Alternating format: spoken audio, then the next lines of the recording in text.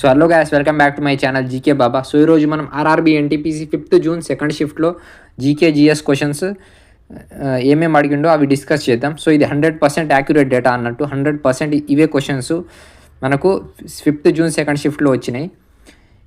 ఇంకా ఎవరైతే Telegram join అవ్వలేరో నేను డిస్క్రిప్షన్లో లింక్ పెడతా, టెలిగ్రామ్ జాయిన్ అవ్వండి. సో మీకు ఈ అన్ని షిఫ్ట్స్వి అనలైజ్ చేస్తున్నాంగా, ఇవన్నీ పీడిఎఫ్స్ అన్నీ మీకు టెలిగ్రామ్ ఛానల్లో ప్రొవైడ్ చేస్తాం. సో ఎవరైతే జాయిన్ కాలేరో జాయిన్ అవ్వండి.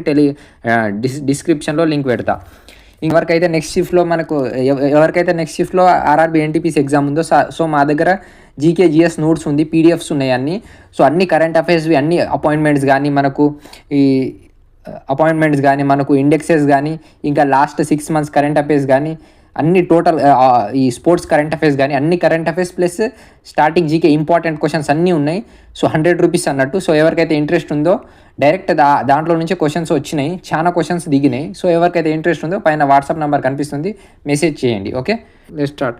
Justice Bhushan Ramakrishna Gavai has become the Chief Justice of Supreme Court for how many times? So మనకు తెలుసుగా, మనకు సుప్రీం కోర్ట్ చీఫ్ జస్టిస్ ఎవరు మనకు తెలుసుగా. సుప్రీం కోర్ట్ చీఫ్ జస్టిస్ ఎవరంటే 14 May 2025లో మనకు 52nd చీఫ్ జస్టిస్ ఆఫ్ ఇండియాగా మనకు ఎవరు అపాయింట్ అయ్యారంటే భూషణ్ రామకృష్ణ గవై మనకు 52nd చీఫ్ జస్టిస్ ఆఫ్ ఇండియాగా అపాయింట్ అయ్యిండ్రు.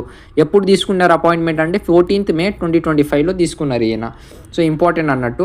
అండ్ ఈయన ఎప్పుడు వరకు ఉంటారంటే 23rd November 2025 వరకు ఉంటారు ఈయన పీరియడ్ అన్నట్టు. 14 May 2025కి ఈయన ఏమో అపాయింట్మెంట్ తీసుకున్నాడు చీఫ్ జస్టిస్ ఆఫ్ ఇండియాగా. ఎప్పుడు వరకు ఉంటారు, కొనసాగిస్తారంటే పీరియడ్ అన్నట్టే 23rd November 2025 వరకు కొనసాగిస్తారు. ఈయన గుర్తుపెట్టుకోండి 52nd chief justice of India అన్నట్టు. సో మనకు క్వశ్చన్ ఎగ్జాక్ట్లీ తెలియదు కానీ చీఫ్ జస్టిస్ ఆఫ్ ఇండియా గురించి ఇదే టైప్లో క్వశ్చన్ వచ్చింది. ఓకే, నెక్స్ట్ ఫర్దర్ షిఫ్ట్స్ ఉన్న వాళ్ళకి అడగొచ్చు ఏంటంటే 52nd చీఫ్ జస్టిస్ ఏమో మనకు రామకృష్ణ గవాయి కదా. 51st చీఫ్ జస్టిస్ ఎవరు ఉండే సుప్రీంకోర్టుది అంటే గుర్తుపెట్టుకోండి Sanjiv Khanna is the 51st chief justice of India. గుర్తుపెట్టుకోండి Sanjiv Khanna is the 51st chief justice of India.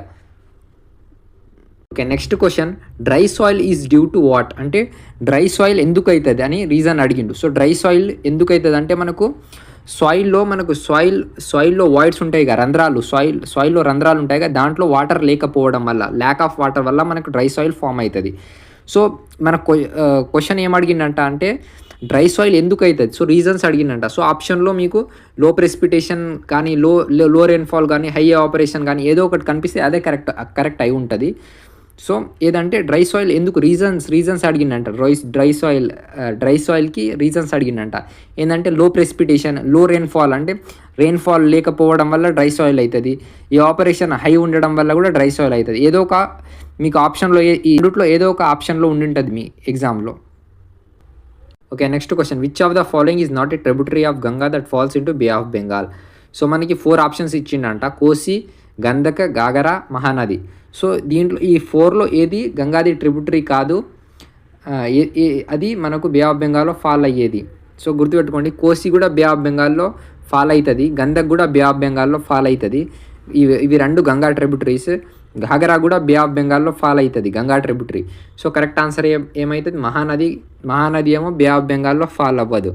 So Mahanadi correct answer అవుతుంది.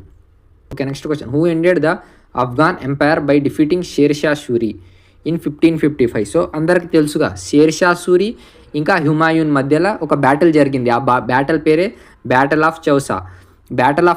డైరెక్ట్ క్వశ్చన్, నెక్స్ట్ షిఫ్ట్ వాళ్ళకు direct question. Battle of Chausa ఎప్పుడు జరిగింది? 1539లో బ్యాటిల్ ఆఫ్ చౌసా జరిగింది. నెక్స్ట్ షిఫ్ట్ వాళ్ళకు అడగొచ్చు ఎవరెవరి మధ్యలో జరిగింది బ్యాటిల్ ఆఫ్ చౌసా అంటే షేర్షా సూరి ఇంకా హుమాయూన్ మధ్యలో జరిగింది. సో ఎవరు గెలిచిండ్రు అంటే హుమాయూన్ గెలిచిండు, షేర్షా సూరి ఓడిపోయిండు. సో దీని తర్వాత హుమాయూన్ ఏమో బ్యాటిల్ ఆఫ్ చౌసాతో 1539తో ఈయన ఏమో ఎస్టాబ్లిష్ చేసిండు, ఆఫ్ఘాన్ ఎంపైర్ ఎస్టాబ్లిష్ చేసిండ్రు. ఎవరిని ఓడించి? షేర్షా సూరిని. ఓకే, నెక్స్ట్ క్వశ్చన్ ఏంటంటే రెగ్యులేటింగ్ యాక్ట్ గురించి అడిగిండంట. నెక్స్ట్ షిఫ్ట్ ఉన్న వాళ్ళు గుర్తుపెట్టుకోండి, రెగ్యులేటింగ్ యాక్ట్ డేట్ గుర్తుపెట్టుకోండి 1773. ఈ రెగ్యులేటింగ్ యాక్ట్ అసలు ఏం చెప్తుందని కూడా గుర్తుపెట్టుకోండి, నెక్స్ట్ షిఫ్ట్లో అడగొచ్చు. రెగ్యులేటింగ్ యాక్ట్ 1773 ఏం చెప్తుందంటే it aim was to increase British control over the companies actions. అంటే మనకు ఇండియాలో ఇండియాస్ కంపెనీస్ పైన బ్రిటిష్ కంట్రోల్ ఇంక్రీజ్ చేయడమే ఈ రెగ్యులేటింగ్ యాక్ట్ 1773 ముఖ్య ఎయిమ్, గుర్తుపెట్టుకోండి. సో నెక్స్ట్ షిఫ్ట్ ఉన్న వాళ్ళకు ఈ question important. Okay, next question, what percentage of reservation, ఇది కరెంట్ అఫైర్స్ నుంచి వచ్చిన question. Next question, what percent of reservation has been given to women in the Lok Sabha and state assemblies under the 106th constitutional amendment act 2023. 106th constitutional amendment act 2023ని ఏమంటామంటే ఇంకో పేరు ఏంటంటే Nari Shakti Vandan act. Next shift ఉన్న వాళ్ళకు ఈ డైరెక్ట్ క్వశ్చన్ అడగొచ్చు, ఈ యాక్ట్ని ఇంకో పేరు ఏంది, ఈ యాక్ట్ ఇంకో పేరు ఏంది అంటే నారీ Shakti Vandan act.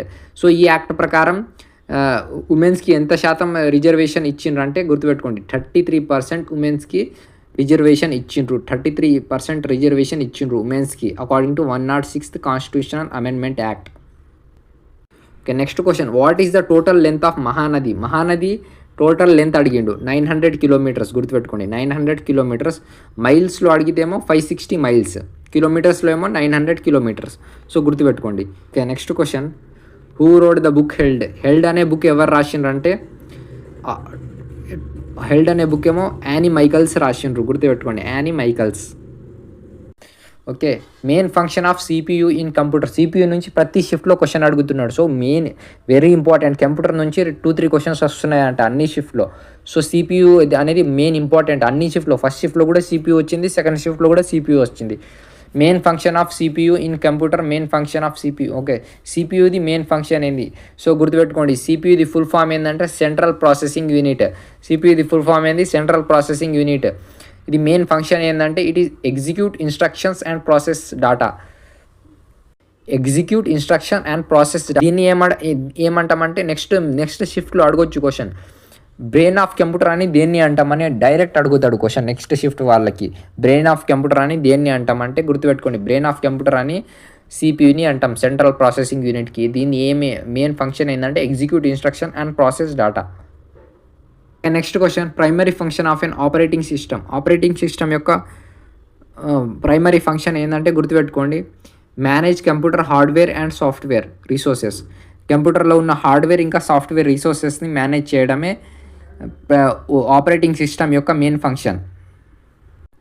So next question ఏమో బ్యాటిల్ ఆఫ్ బీదరా గురించి అడిగిండు. సో ఇది కింద ఎక్స్ప్లెనేషన్ ఉంది చూసుకోండి. ఇంకా నెక్స్ట్ ఏం అడిగిందంటే how many numbers between 400 to 500 are divisible by 3 and 4. So ఇది మ్యాథ్స్ క్వశ్చన్, మ్యాథ్స్ది కూడా ఈ క్వశ్చన్ అడిగిండు. సో గుర్తుపెట్టుకోండి, how many numbers between 400 and 500 are divisible by 3 and 4. So ఇవి కొన్ని క్వశ్చన్స్ అన్నట్టు. సో ఇవి అన్ని క్వశ్చన్స్ అన్నట్టు. సో అన్ని క్వశ్చన్స్వి మీరు డీటెయిల్గా కింద ఎక్స్ప్లెనేషన్ కూడా రాసిన నేను డీటెయిల్గా మీరు పీడిఎఫ్ నేను టెలిగ్రామ్లో పీడిఎఫ్ పెడతా, డీటెయిల్గా చదువుకోవచ్చు మీరు. సో మీకు రివిజన్ అవుతుంది, నెక్స్ట్ షిఫ్ట్ ఉన్న వాళ్ళు కూడా చాలా యూజ్ అవుతుంది. సో టెలిగ్రామ్ లింక్ నేను డిస్క్రిప్షన్లో పెడతా, కింద కామెంట్ బాక్స్లో కూడా పెడతా. సో అన్ని పీడిఎఫ్ పెడతా నేను ఈరోజు అన్ని షిఫ్ట్ది పీడిఎఫ్ పెడతా. సో మీరు డీటెయిల్గా చదువుకోవచ్చు, మీకు ఫర్దర్ షిఫ్ట్స్లో ఎగ్జామ్ ఉన్న వాళ్ళకు చాలా యూజ్ అవుతుంది. So thank you, like, share and subscribe. Keep watching GK Baba.